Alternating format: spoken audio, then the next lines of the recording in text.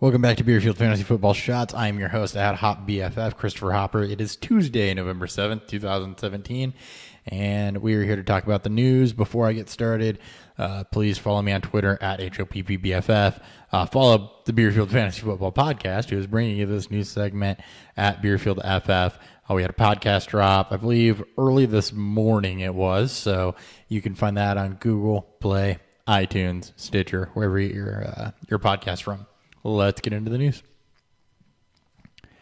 Mike Evans had a suspension upheld for pretty much bulldozing Marshawn Lattimore. That was after it was appealed earlier today, so he is not going to play this week. The Texans have released quarterback Matt McGloin. They've signed Josh Johnson. Josh Johnson has not thrown a pass in the NFL since 2011, so whatever insurance they wanted behind TJ Yates, okay. Not really sure what they're going for here, but Josh Johnson is apparently still a person.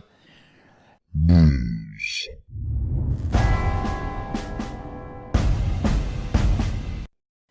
Josh Gordon is back with the Browns and is expected to participate in team meetings Wednesday. He has been conditionally reinstated to the NFL. I don't think he's eligible to come back until week 12. A lot's changed there, so there's a lot of hype around this. He's definitely worth a stash, but he's under different QBs, different coaching staff, different front office offensive coordinators, linemen. He hasn't played since 2014, and it's Cleveland. So it'll be interesting to see how that all plays out. The Patriots have officially placed Donta Hightower on injured reserve. So he's by far their best defensive player. He's done for the season. Patriots defense hasn't been much to write home about, even though they've been better. This just weakens them. In Baltimore, Danny Woodhead is practicing this week, but there's no guarantee he will return when he's first eligible. We recommended a waiver show picking him up and stashing him. He will be back eventually this year, but now they're saying it might not be week 11. Not necessarily a great sign, so we'll see what happens with him. Chris Hogan for the Patriots is still not practicing, so Hogan's been probably their best wide receiver. It's close, but if he's not practicing, just bump up the others. Mike Tomlin confirmed that Martavis Bryant is going to play Week 10 against the Colts. He is running with the first team. That's expected. We'll see how involved he is. He hasn't been very good all year. I'm not going to recommend starting him. Juju is still intriguing, though, regardless of if Bryant's there or not.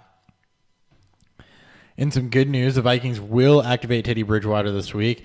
Sam Bradford possibly headed to IR with wear and tear on his knees. Case Keenum's still going to start for now. He's earned that right, but Bridgewater is back after that devastating knee injury, so that is good to see. He's one injury away or one bad Case Keenum game away from playing again.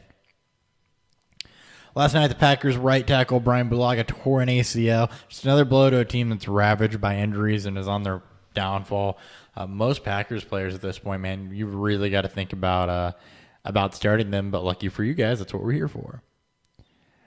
The Giants have reinstated cornerback Janoris Jenkins after his one-game suspension, so he'll be back this year.